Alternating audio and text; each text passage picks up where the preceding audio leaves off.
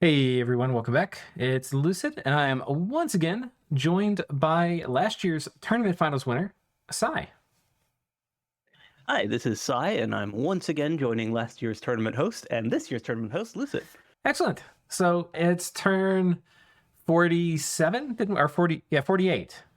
Turn 48, and not a ton of action. So depending on how fast this goes, we might get the chance to do another path to victory this episode. But we'll see. We'll start off with a message here from Tien Chi.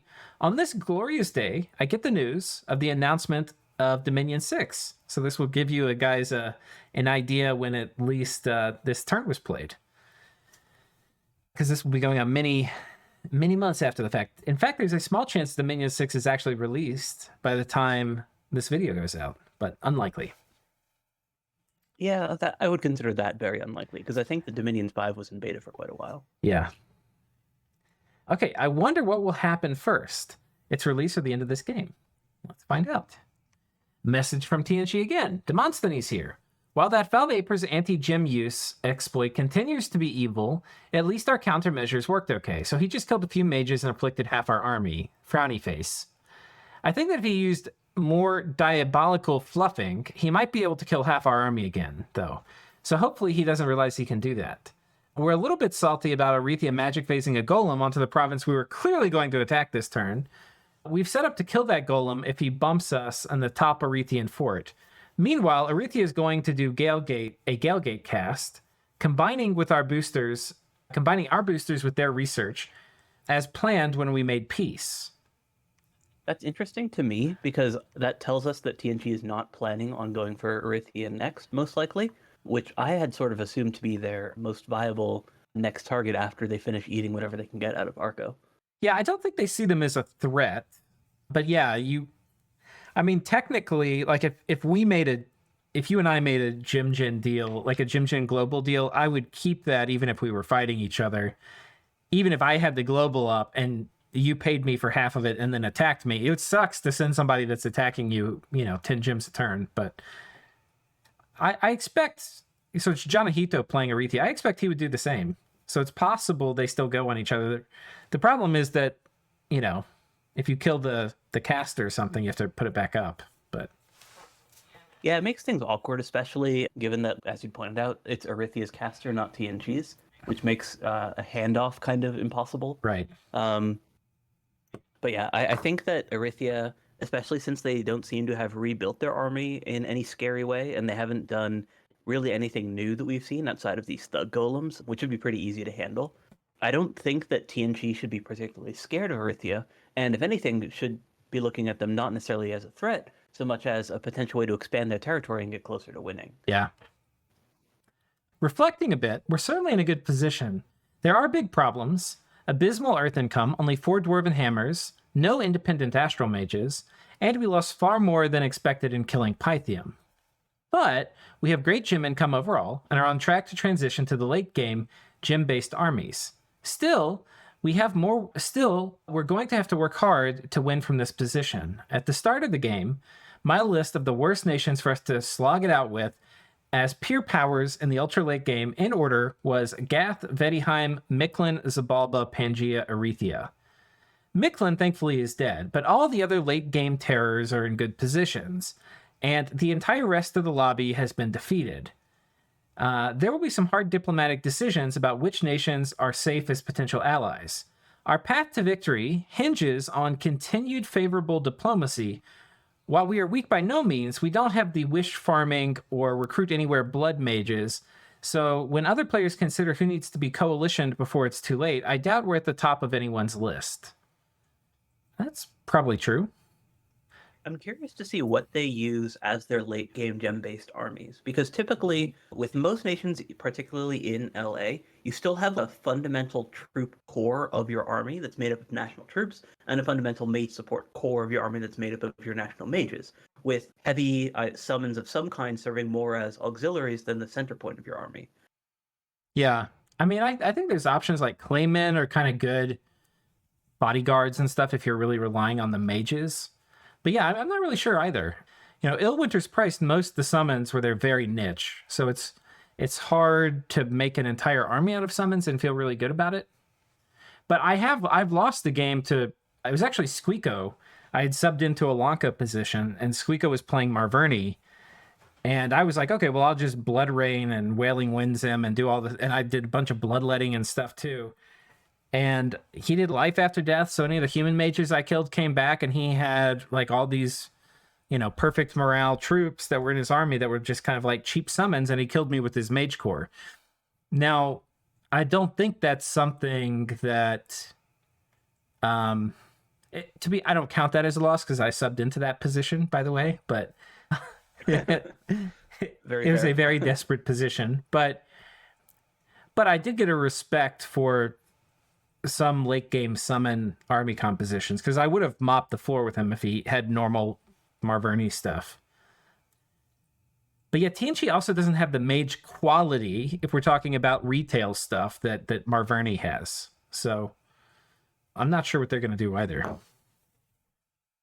Yeah, I actually like TNT's mages, especially in the mid game, because you always have mages that can put up the spells that you need to cast. So, Right. if you need Howl, you've got a Howlcaster. If you need Wailing Winds, you have plenty of those. So it's pretty easy to put together all the battlefield spells you need, even when you get to the late game stuff like Army of Lead and whatnot. Right. The problem, as you pointed out, is that for spam stuff, they don't really have cheap communions, and the stuff that they can spam tends to be either higher fatigue cost things or just relatively less effective later on in the game. Yeah. So I'll be interested to see what they do. Yeah, I don't really know. I think we've talked about their path to victory, but it's a tricky one, and I don't think they want to sit on their laurels. Message from they have to keep rolling. Yeah, message from Utgard. Well, friends, good game to everyone. I apologize for my poor performance in this one. Real life got in the way, and I guess there was a bit of Dominion's burnout involved as well. Have a good finals, everyone, and good luck, Squeako. We were just talking about you, Squeako. But yeah, good game, man. I kind of wish we were able to sub him out because he really did not have his heart in the game, as he mentioned it at the beginning. And I know Squeako can play a ton better than this, so it's a bit unfortunate. But yeah, good game, dude. Oh, and we have a new global going on. What is I this? assume that's just that Galgate. Oh, yeah, this is the Galgate. So Arthea with Maelstrom and Galgate. Although the Maelstrom's all his, and the Galgate is only half. Right. Okay, so some magic phase attacks. We have this guy coming in. Did he bump on this? Doesn't look like it. Horror's attacking here. This is almost certainly Gath doing that. Yeah, because he's been doing the same two lesser horror strike thing most everywhere. And another golem magic phasing in. Yeah, this is the same golem that he used underwater before. Okay. And it's one that, as we pointed out, it's pretty easy to kill it if you actually leave some mages behind. Right. But there's nothing here, and there's no Arco mages. It looks like Arco's mounting for a big defense here. And Gath has moved everything here. Well, I say everything. There's still a Godal, several Godals. The Crystal Amazons or the Crystal Sorceresses are still down here. This is going to be a scary fight. Well, the Godol should be able to 2-province move because those guys are big. Right. But any human mage reinforcements won't be able to make it. Yeah. So he successfully got the PD here, but Arco moved a commander in, 2 commanders, that dispatched the scout that Gath was using to put this fort under siege. The significance of that is that Arco can, if they want to, add PD to a defense here. Yeah. So, I mean... Yeah, that's going to be a little less significant than it is against Zabala, where you really need that full surround. Right. And having province defense to eat some of the flyer attacks in the beginning makes a big difference. Against Gath, I don't think that it's going to be particularly as relevant, unless you're doing a ton of really good battlefield-wide buffs. Will the Fates, Right. Fog Warriors. Those can actually make them decent frontliners and basically help your actually tanky frontliners so that your mages can do all the killing. And so that's... But it's a little bit... Oh, go ahead. I was going to say it's a little bit hit and miss, especially with Foul Vape or Wailing Winds most likely being active, possibly even from both sides, in which case the province defense is basically just going to be contributing to your HP route. Right. So, yeah, Yeah, it's tricky. I think that this also is going to be an important... If Arco doesn't have Will of the Fates, which they could have, they have enough research to have it, that's going to be a major swing in this whole thing. So Yeah, I'm a little worried that Gath just has the troop quality on their side to such an extent that Arco can really only counter that by having like literally twice as many mages or more on the field than what Gath has, and just trying to kill all those Seer with evocation. I think he can do that. I mean, I don't think Gath has a ton of mages. I think this army probably has 15 mages maybe in it, and it wouldn't be hard for Arco to bring 30. So that, if he gets Will of Fates off so that his mages are busy killing Seer rather than trying to buff troops, if he does Fog Warriors, Will of Fates, mass protection, these guys, the Seer, are going to be doing close to chip damage against the Heart Companions, and the mages can just rain down terror. So, but it's... Yeah, I think you really want all three of those, and then you also want, what is it? You need some your mass resistance spells as well, because particularly with mass protection, you're kind of setting yourself up to Heat from Hell being potentially dangerous as well. Yeah, that's true. That's true. Arco does have, if they have Alt 8, they do have water mages, so they will be able to do Warriors of Niflheim. So yeah, so that'll help offset that. But even with that, if they're doing mass protection, that would basically set the fire resistance to 0 for all of their regular troops and their mages, which is a little bit scary because Heat from Hell is actually pretty effective. In Heat 3. I mean, there are even ways to counter that, right? Because they have fire mages too, so they can they can also do they can do cold Grip of resistance, and then they can put Grip of Winter up in addition, and then they would be totally blocked. But I'm not. We haven't seen any evidence that they're Alt 8, except that they have the research for it. In other news, a bunch of raiding. Tien Chi coming in, just taking the lion's share of the spoils, it looks like, from Arco. Getting just a ton of stuff. Puts this fort under siege. This is the fort where Tien Chi was worried Arthea was going to try to block them off, because they took this. Oh yeah, this is what the province I was saying. This was probably the one they were mentioning in their message that they were annoyed with. Yeah, because it's directly in the way. Right. So it looks like we see that they beat Pythium. Right, because you were saying... Oh, well, let's look. So Pythium rides out. This is a little Foul Vapors squad.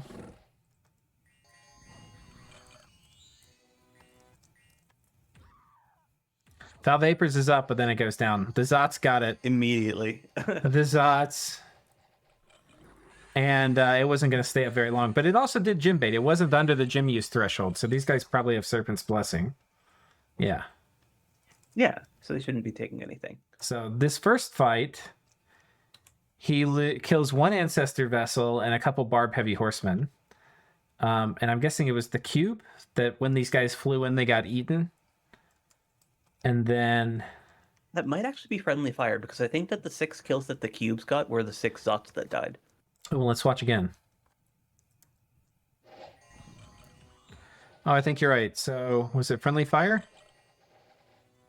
It's either that or Foul Vapors, right? I mean, those are the only two. Oh no, one of them, at least one of them died to that. Against them. Oh, okay.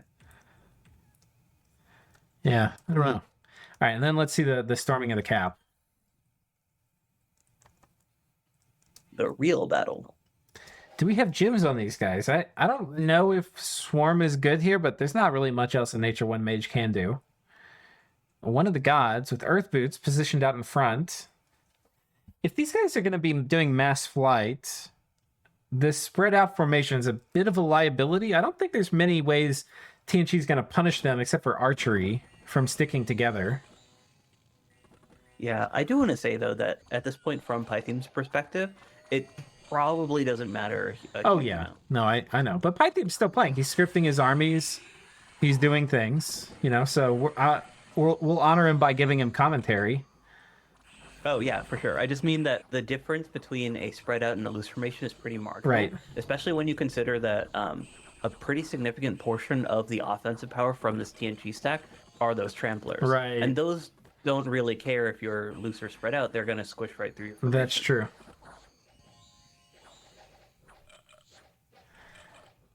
Maybe cubes are a big part of his late game threat vector too. They're pretty. Cubes are good. They're pretty solid. I mean, they will with mass flight on them. Now, storm staff is going to be a big deal if you're fighting. Like if Pythium had a storm staff here, it'd be a kind of big deal because he could potentially not only do the gate choke, but these cubes would basically not interact with the battle. They are so fucking slow that like if they fly, all of a sudden they're everywhere, right? But if they have to walk, forget about it. I do love these flying cubes, though. Yeah, even with their very slow combat speed, they're getting all the work done. How many kills do you think the cubes got? I don't even know how many troops Pythium had in there. I would guess like 20, 30. Okay, I was going to say 30, 40. Let's see. I wonder if it's not counting them. They got more than this, right? Oh, no, they didn't. It might not be counting units that were still in them at the end of the battle that weren't dissolved yet. Because somehow it said, okay, it says the ancestor vessels got most of the kills. Okay. I mean, it does add up. No, this doesn't add up to 300. So, which is but a fair number of those were also routed. Yeah, that's true. But yeah, we'll watch that again, just so we'll do it from the zoomed out perspective. We'll probably do the more exciting battle this turn. Foul Vapors is up. Had an earthquake or two. I don't know if we covered that. Gifts of Heaven coming down. Mass Flight. Tien Chi's, of course, protected from Foul Vapors with Serpent's Blessing, and the fight is over. Notably, he's kept these Eagles on Guard Commander because there's apparently been a lot of assassin pressure from Pythium. So yeah, it also helps against air elementals, so even in the battle, having size 6 bodyguards is pretty good. Yeah. So Tien Chi is the proud owner of a new capital. So he's now a 3-cap nation with Midgard, his own cap, and Pythium. And no small amount of land. I mean, it's, he's got a lot of land too, is what I'm trying to say. Position 1 and growing a little bit. I expect him to be bigger next turn, getting at least 2 more Pythium provinces here, storming this fort eventually, and then maybe even trying to lay claim to this. But yeah, the only question left in terms of the Arco spoils, in terms of who's getting what, is who's getting Arco's capital. Right. And because everything else is just about claimed. Yeah, I don't know if Zabala's going to have stuff there in time. So I don't think Zabala is really in the... I mean, they're kind of in the running, but they kind of need to get this fort first. Zabala's completely cut off from Arco's capital. They would have to go through Tien Chi or Vanheim to get there. Okay, so yeah, Arco's out of the ring. So it's between Tien Chi and Gath. And Tien Chi's definitely going to be slower getting there. But Gath has the potential to get stack wiped before he arrives. So if Gath goes on top of this, wins decisively, 1 turn pops the fort and storms, I think it's Gath gets it. If he gets, some Pyrrhic victory here or loses, obviously I think it goes to Tien Chi. So. Yeah, that makes sense. Although the fastest way for him to get there requires going through one of Arithia's provinces. That's true. And you had said they'll probably just talk it out, but it doesn't appear they've come to reconcile that. So we'll see.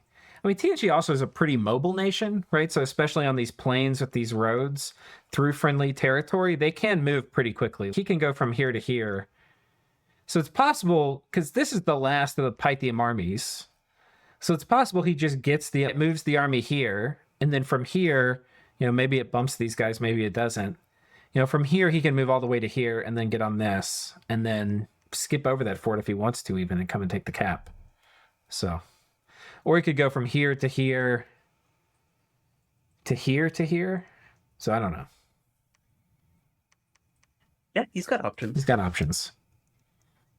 And he kind of has a little layer around that throne fort, which is, in my opinion, the one real prize that he needs to get out of Arco. Oh, this one. Yeah, this one's basically protected. He can come back and mop this up later. Though there is an Etten here, and this is almost certainly a transformed mage. So that guy could be posing a bit of problems. Yeah, since it radiates power, you know that it's geared. Oh, okay. Is that what it means? Radiates power means has gear on it? It means its power level by Illwinter's assessment is above a certain point. Oh, okay. So typically that means gear. Huh. Really cool. Did not know that. So I think that... Yeah, you can get it above that threshold just by having a ton of magic paths, but I don't think that a transformed mage is going to be there by default. Okay. Yeah, we should make a Ilwiki article on it. I'd love to see what the write-up is for that. I'm sure that Logie knows.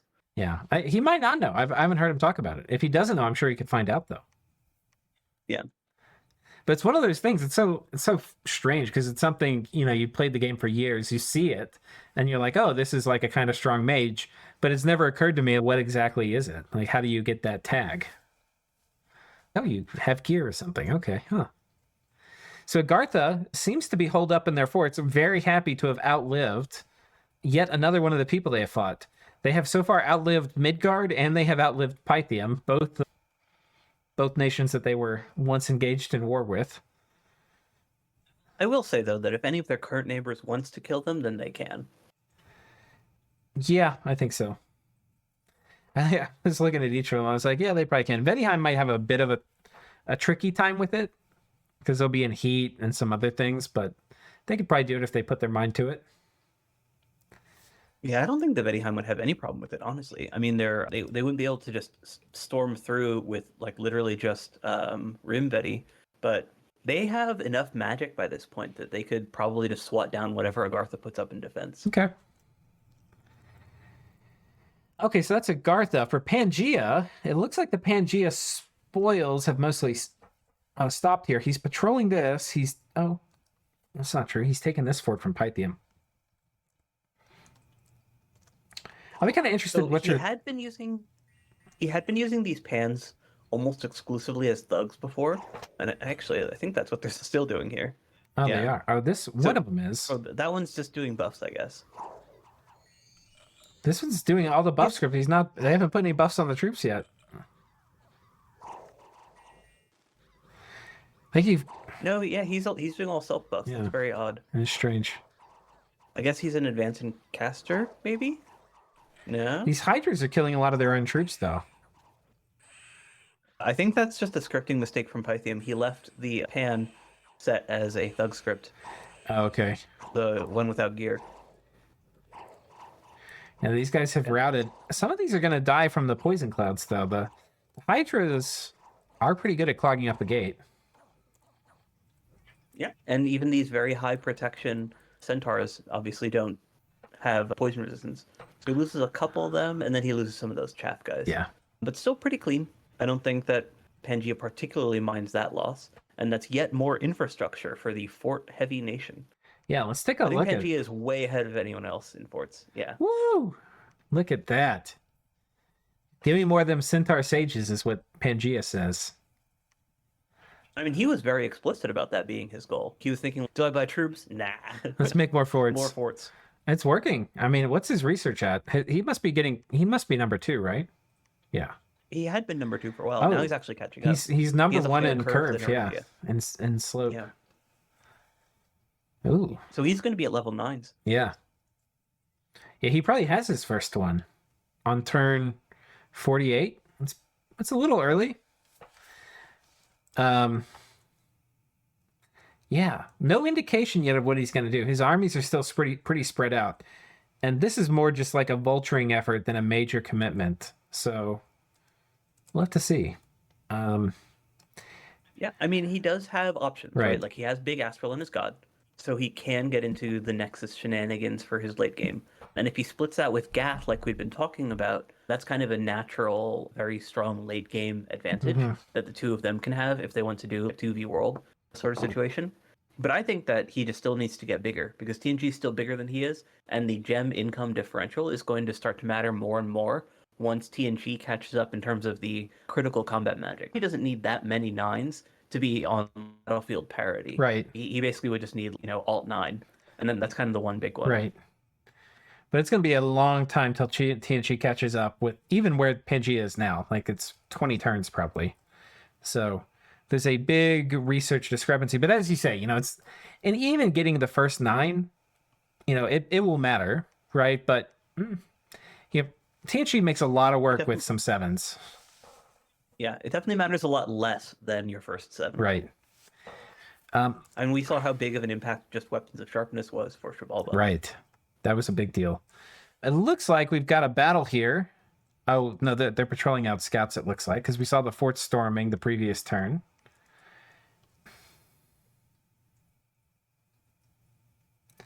And they stormed. Oh, the they very stormed this last last fort, yeah. fort here. But there basically wasn't really anything worth noting in there. So Right. he just buffed up some sacreds to clean it up. Yep. Let's see what buffs did he put on them. What did this guy cast? Cast body ethereal later. Body ethereal, luck, nether darts. Okay. I guess he got a lot of them on this tile that he was in. So. Yeah, so I think, is that the end of Utgard? That is the end of Utgard. All right. Those of you who are rooting for the Utgard comeback, you can pour one out. Did not happen. And this officially makes Vaettiheim a free agent. Yeah, they've been semi-free for a couple turns now, ever since they beat that one big Utgard stack. But this is like actually it. Right. There's some noteworthy things. They don't have any more cold neighbors.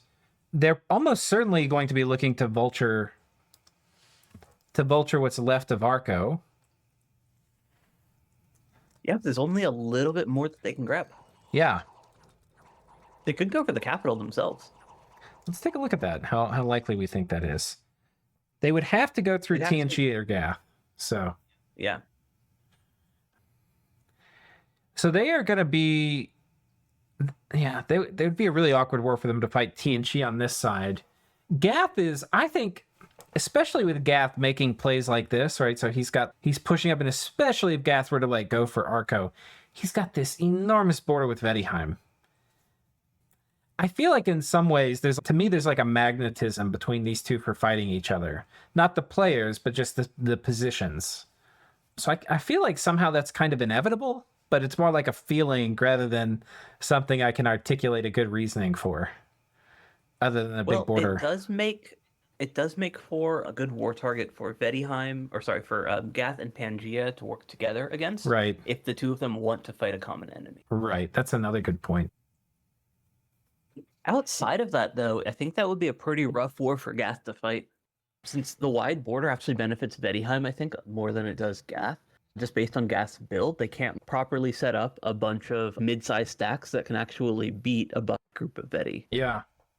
The other thing it could be that if Gath has a big Pyrrhic victory here, a big loss, like if it loses a ton of Seir, that may be a trigger for Vaettiheim to just attack, too. Because Vaettiheim has all of his fort-taking infrastructure right here ready to go into Gath. I don't think... would Pangea probably attack him if... Yeah, that is a problem. Pangea might attack Vaettiheim if he did it. And Pangea's been a free agent since forever. So, yeah, they could fight Vaettiheim relatively easily. But if Pangea goes on Vaettiheim, maybe Tien Chi goes on Pangea. I don't know. It's all complicated. I think I'm getting into pretty gross speculation here on what would happen, but... Yeah, I think Vaettiheim just wants to blood hunt, though. Right. If we can, let's come back and do the Vaettiheim path to victory. But I don't think there's much more to talk about until we really get into long-term strategic planning for them. Other than these are their next objectives. Yeah, I think Vaettiheim's issue is that they have only 2 thrones right now, and they don't really have easy neighbors from which they can get more. Yeah. Okay. Zabala, they are on top of Ulm, which is Arcos. And they've been raiding around, and pretty effectively, it looks like. They finally beat that group of siege that had been causing them so much trouble. And the Aussies, which were up in Juman, which we were thinking, okay, do they fly them over to this fort? It looks like they're moving them down, right? So they're in Zabala's capital. They are coming down to do a big push. The thing is, there's not really much to take. I mean, they're going to get 2 caps out of it, so they've gotten, considerable spoils compared to where they were, but the total land delta isn't very big. And it seems to me, let's take a look at Zabala's research here. It is really climbing. Bad. It's climbing, though, and the slope is better. The slope is actually not incomparable with Tien Chi at its current iteration. Yeah, but it is really slow. It's really slow. So I think the problem that they're having is a timing problem, right? Because, they move all the Aussies down here. Okay, they get this stuff. They can blood hunt and make more Aussies. Yeah. But they can't really fight anyone. They could maybe fight Tien Chi, because Tien Chi doesn't really have super... The tech Tien Chi does have also is not very good against blood. You know, Wailing Winds, not that great against blood. You know, Flyers, he can do Skeletal Legion, you know. I mean, Archers, he can do Skeletal Legion. You know, potentially he could do Darkness. And I think there's a big... I think the best move for Zabala, if he doesn't want to just sit there and read books and blood hunt, is going after Tien Chi, who, by the way, has kind of cut them off from a lot of the spoils. I'd be a little salty about it as Zabala. So yeah, I think that Zabala wants to take what they can now without upsetting anyone, then do a little bit of tech and rebuilding in order to get to multiple critical mass Aussie armies. right, So that, because like right now they've got like 1.5 basically of armies that can just land at someone and murder them, right, and they want to be at like 2 or 3. And then they also want to get up to their own mid-game magic, because they have their 1/7 with weapons sharpness, which was, great, absolutely critical. They also probably want to get, though, some of the third spells you're talking about, Darkness, Wailing Winds. They probably even want Wind of Death and other anti-army stuff for when they need to, like, do drops of their own and other asymmetric fighting. Because that's something that Zabala can also do pretty well. So, they have a lot of stuff that they want to get, and they don't really have a ton of research, but they finally now have some worthwhile land so that they can start spending more gold and building more mages. So I think that they want to play catch-up for a little bit. okay. So between that and the fact that they have by far the best blood economy in this game right now, I think that they're totally comfortable sitting tight, even as like a third-rate power climbing into a second-rate power, and that they'll probably be very happy to fight TNG, but only if someone else is fighting them as well. Okay. I don't think they want to take a hard war right now. The other option is going for Zabala. I mean, not for Zabala, for Arthea. Yeah. I think Arthea would be easier to fight than TNG, but I think that it would leave you open to being attacked by TNG. Yeah, that's possible. TNG doesn't gain anything from thrones by attacking him, but they gain, potentially some land and gem income, and of course another blood power down. And they protect their Gale Gate. Yeah, I mean, the other nice thing about Zabala going on Arthea is they'll probably be better stewards of this throne and make it this throne of bureaucracy here, and make it a little harder for Pangea or Tien Chi to come in here and just win by eating Arthea and then fighting each other. I mean, neither of them win by eating Arthea, right. But yeah, they win by eating Arthea and then also beating the other player. Right. But if Zabala controls this throne, well, now they also have to mess with Zabala. So yeah, it becomes a fair bit harder. That's true.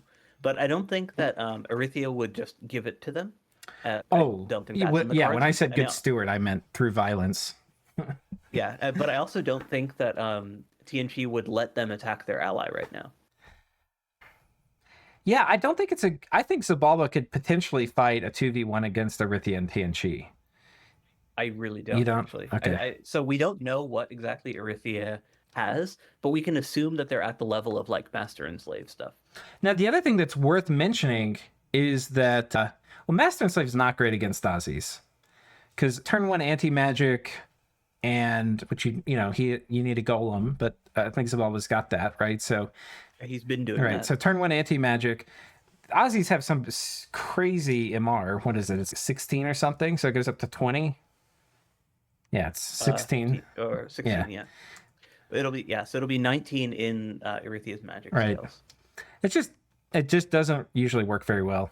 Arthea doesn't have magic scales. Oh, strange. That's really weird.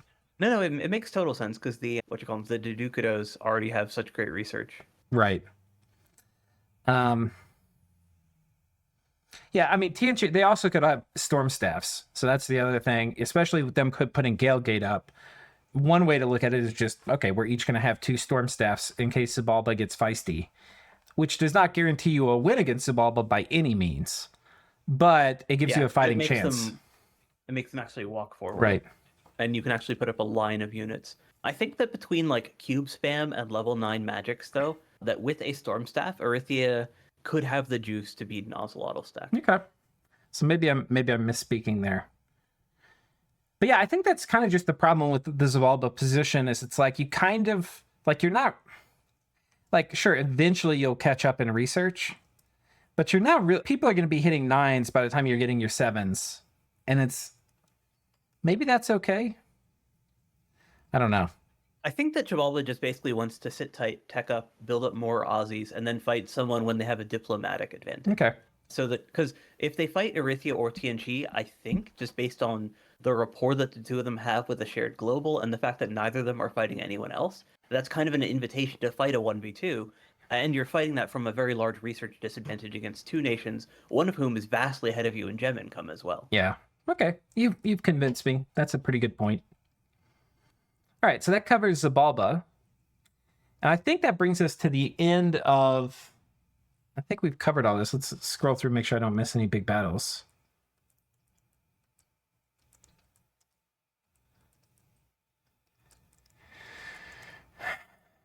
Oh, there's the storming of... Yeah. Pythium, yeah. So I think that covers it. Oh, a horror cult event.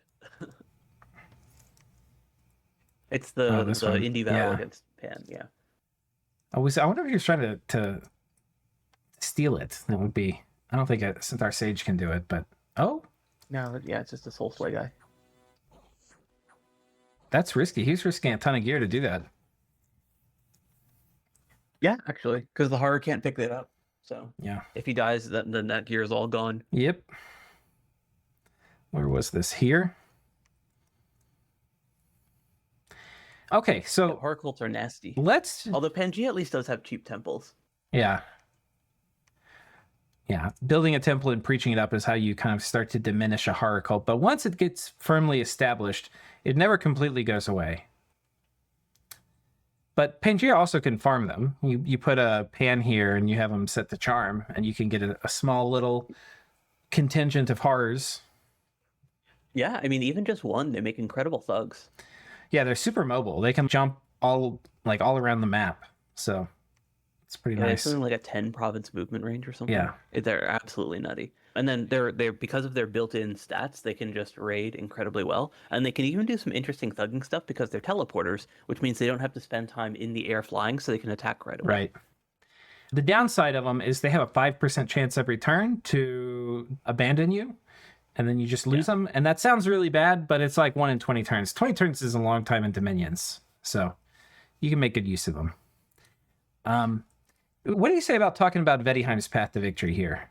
Yeah, so I think that their position is very solid, and I think that the player is very good. So I think that between the two, I would consider them fairly high in the running, because they're kind of in this middle position between what I'd say is the dominant win by throne situation that Tien Chi and Pangea are, and the scaling situation which Zabala is kind of finding itself in, where it just needs to tech up desperately and then, build up that Aussie count. So Vaettiheim is interesting in that they are a blood nation. But they're also not quite as criminally small as Zabala, and most importantly, they're doing very well on research compared to Zabala. Right. So between that and their basically complete diversity, Vaettiheim is in probably the best position out of any nation to transition into what I'd call a normal late game economy, where you do lots of blood stuff, you do lots of great summons, because Vaettiheim does have a lot of good options for both using gems and items in order to escalate what their armies can bring. So we haven't seen golems, for instance, out of Vaettiheim, but they can make them now because they've got the adepts, just as an example. And then they'll be able to do vampire lords. They already have the pathing for that. So that's going to both escalate their blood economy and give them these hypermobile, immortal death mages, which kind of become like a core of the late game once you can summon them in quantity. So I think Vaettiheim, at least for the near future, is content to chill. The problem that Vaettiheim finds themselves in is diplomatic, because they're kind of wedged between Gath and Pangea, who we know are strong allies. So the only other axis that they can try to turn to is Tien Chi and Arthea. But that group is, first of all, I think, a little bit weaker than the Pangea plus Gath group, if you pair those nations. And also not necessarily well inclined to helping Vaettiheim, right? They would, they would probably be comfortable working with Vaettiheim if they're, stopping Pangea from throne rushing or whatnot. But I don't think that they would want to, let Vaettiheim get ahead. Maybe. I mean, I think, kind of like Utgard was like a larder for Vaettiheim.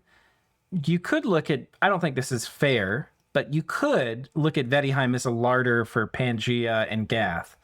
and that if they decide to attack together, they have a good chance at killing him. Now, of course, all the other nations could intervene. Vaettiheim's going to put up a hell of a fight.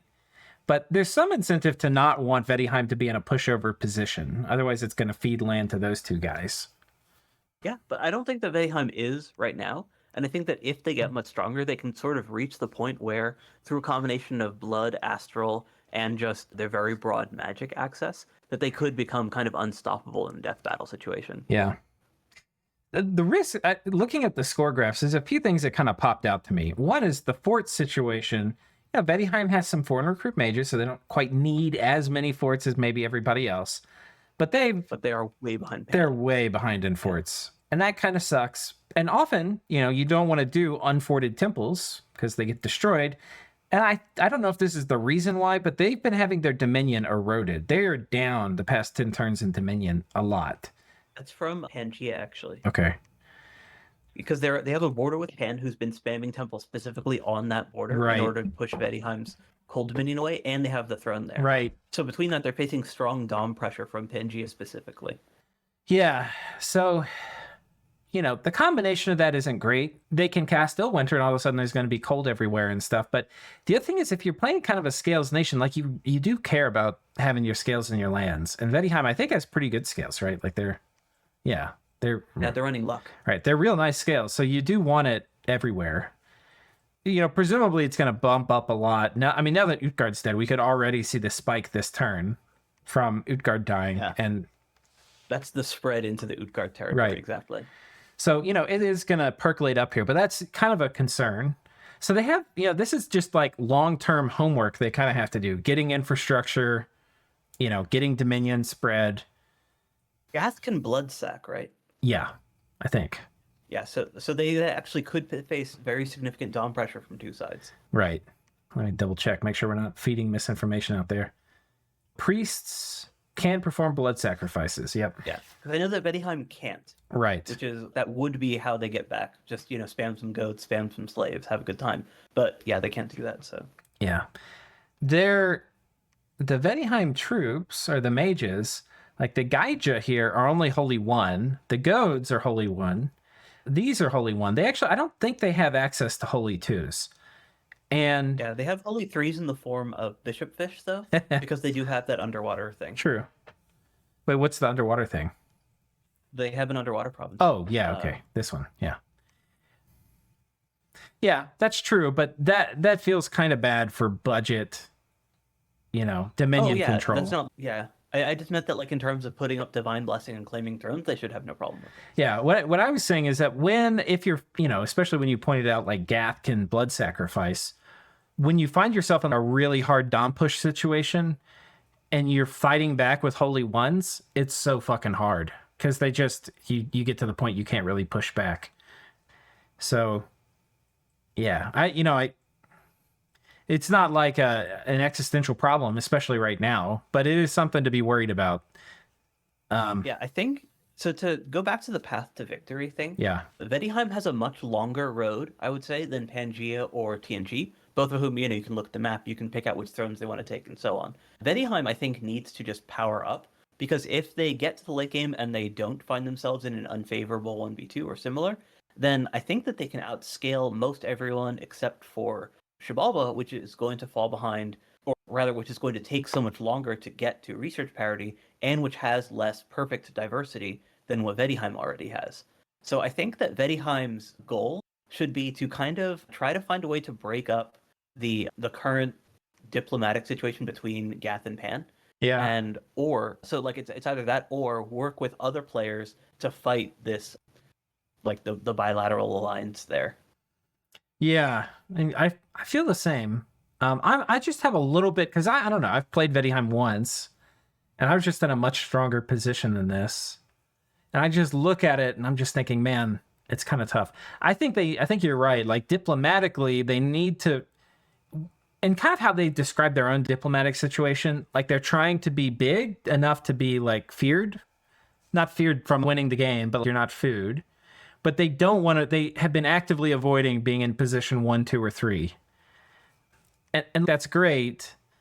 But I mean, so I guess the path that they have to do is they have to wait for somebody to get too big, and then for the axe to come down on them as kind of a coalition forms, and then for them to be in a position to either swoop in and break up the coalition by stabbing somebody, or probably more likely jump on board and get a bunch of land out of it. It's just, I think that given the balance of power currently in the game, it's more likely that they'll be on one side of a multi-part alliance war. okay. I think that it would be more likely that Gath and Arithia, or sorry, that Gath and Pangea go on them, and that, Tien Chi and Arithia go on that group, and that Vaettiheim is on, one side or another of that fight, rather than a coalition against one person that's running away with the game. Okay. Yeah, I could see it going that way. My worry, though, is that it's just going to be Pan and Gath fight Vaettiheim, and other people don't care. Right. Or, go do something else. Which I could see happening. But I also don't feel, you're like, okay, they just need to kind of, tech up or wait. Time's really good in the late game, but there may be a little bit too much in the bottom of the middle of the pack it makes me nervous. And maybe it's not that bad. Maybe it's fine. I would just rather be like right up here, a little closer, but maybe it's okay. Yeah, no, the scary thing to me is that Gath and Pan are such strong allies. Yeah, that's fair. Because if those two remain allies, I don't think that the rest of the game can fight them without it being like, everyone else teaming up on them. Because those are positions 2 and 3. And position 1, Tien Chi, is not that strong, I don't think, in comparison. Right. Yeah, okay. So, path to victory for Vaettiheim. Tech up now. Hope that Gath and Pangea get occupied and somehow drawn into a war with Tien Chi, Arithia, and maybe Zabala. And then I don't think you can wait and hope for that. I think you need to go make that happen. Okay. How do you make that happen? Like, you just talk to people. Okay. You talk to Tien Chi and Arithia and be like, hey, these two are allies. They're very scary and strong. They're going to go beat me up or one of you guys up if we don't go beat them up first. Let's go do something about it. Okay. Yeah, I think that's fair. All right, so they do that. Let's say they get a big portion of Gath, because I think that's a little bit the easier target for them to go after in terms of just border. Yeah, and that gives them direction as well, right? Because if they get the northern section of Gath, that's already 2 thrones right there. Yeah. So that brings them up to 4. They can get 5 from Pan, from that throne on their border. I think even if, they don't get the majority of the Pan spoils, they can probably get that at least. And then for 3 more, they might need to stab Tien Chi for it, depending on what the game state looks like at that point. But I think that for a while, they're just going to be fighting for stopping other people from winning and for maintaining their power. So, building in size, building their gem and blood economies, that sort of thing, rather than pushing for a throne win in the short term. All right, so let's talk about Illwinter. What do you think is the right timing for casting it? Certainly it should go up. The question is when. When the rest of the game won't stab you for it, honestly. That's the one consideration, is that if you need to build a coalition in order to make it through the next portion of the game, you want to hold off on casting it. Right. If, on the other hand, Pangea and Gath fight you, and Arithia and Tien Chi say, now we're just going to go eat Vaettiheim together while they eat you, then as Vaettiheim, you're like, okay, well, it's Illwinter time. Right. Yeah, or it could be even if you formed a coalition, maybe y'all are deep into the war and, the coalition seems stable. You could say, hey, I really need to put this up. What do y'all think? Or something. I don't know. Yeah. But I mean, yeah, it basically has to come down to the diplomatic situation rather than a research timing situation. Because I think by research, they can probably already cast it. Yeah, they're going to be close.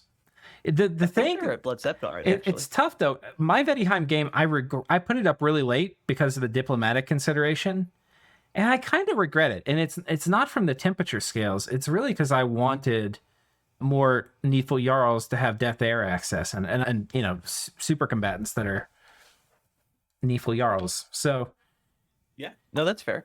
That is the thing that sucks about it.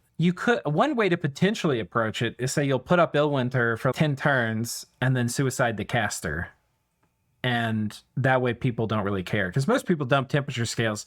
10 turns of Illwinter isn't actually a problem. And that could give you, 12 or something Neefle Jarls, which could be like game changing. Yeah. Potentially even more if you save the slaves for it and just spam them out all out at once during that time. Yeah. So that's maybe something I would do different if I play Vaettiheim again. Okay, so I think we've covered path to victory there a little bit. They have to take a huge bite out of these guys, get get the Gath thrones. If they're the ones that put a lot of Gath down, yeah, they'll get a ton of spoils. They'll probably get 15 provinces out of Gath. And then, I mean, then I think it's hard to speculate too much further, but that would put them as, one of the top positions in the game, most likely. Yeah, if they can beat Gath's army decisively, because I think Gath is still going to be in the situation where they want to have 1 or 2 death balls, Right. Not from necessarily a seer count, but more just from a mage count. Seems to me to be having a harder time getting enough casters for everything that they want to cast. So they can have one good army that casts all the good spells, right? Those kind of like what Vaettiheim did, where even if they don't have a big ball of mages, they can bring enough mages to put up all the battlefield spells that they need. And, if you plan your armies like that, then as Gath, I think that, you can put together a very strong army. But you can't put together 2 very strong armies very easily. Right. Well, I mean, you can, but it's expensive. You have to plan for it well in advance and get all the mages in a row. So I think that Gath, if they, do make that one big death ball, and then Vaettiheim beats that, then Gath is just wide open. Yeah. Because they have such a hard time replacing their armies, and they have really poor logistics for getting everything into position. Yeah. One thing we didn't talk about, we talked about Illwinter, but the final thing I guess we should maybe talk about is globals. The Vaettiheim god is, what is it? It's Astral 6. It's Astral 5. 5, Death 6 or 7, and then I think Air. it's Air 2, Death 5, Astral 5. I thought it was Air Right? 4. No, sorry, no, it was Air 4. Air 4. Yeah. So what are the globals that you think maybe Vaettiheim should be thinking about? Either overcasting or putting up aside from Illwinter? I mean, honestly, blood stuff is like the low-hanging fruit. Okay. Because, like, it takes a global slot. Yeah. That one demon global super annoying. Yeah. What is it The called? one that assassinates priests. Yeah. Looming Hell. That's it. Yeah. It makes, if you have a commander with people in his army, it makes people in the army attack the commander. It's very funny. Yeah. I think Blood Vortex is another good one just because it's cheap. Right? Like, it's slaves instead of using, like, real gems. Yeah. So it can take a global slot and pay for itself. And Vaettiheim's actually running luck scales, which means that it's more likely to get free demons. And getting a stack of 10 storm demons is just amazing. Wait, which one did you say comes with that? The Blood Vortex? It gives you free demons? Yeah, so it triggers events of, like, demons come looking for the Blood Vortex. Huh. It basically enables those events to proc. Okay. And then enemies, or you and enemies can get demon attacks, but you can also get free stacks of demons. Okay. Including a commander I version. don't know if I knew that. You can get like a commander storm demon that has either air or water. Yeah. You can get a commander frost demon with water. You can get a commander devil with fire 1. Yeah, and they come with a stack of the same type of unit. Am I blind here? I cannot see Looming Hell. Did you see it in this list? Yeah, it's Blood 9. Oh, it's Blood 9. Okay, there we go. Yeah. I was more just mentioning that as, oh, by the way. Yeah. I wasn't saying they should actually like rush for that Right. particularly soon. Yeah, I think Blood Vortex is both easier to cast in terms of Mm-hmm. research and easier impact. It's also very easy to justify to people because, hey, it's just gem gen, right? So no one's going to feel particularly rough about you having it up. Right. Even if it is basically blocking a global slot for another expensive ritual. Yeah. All right. Well, I think we've covered it. Any final closing thoughts here? Yeah, no, I think that we're going to see a showdown next turn, at least, between Arco and Gath. So we'll finally get to see that Gath army in action. Yeah, I hope so. And yeah, I think we've got the turn, so maybe we got to take a peek at it after this. But for you viewers, it'll be next episode. So we'll see you then.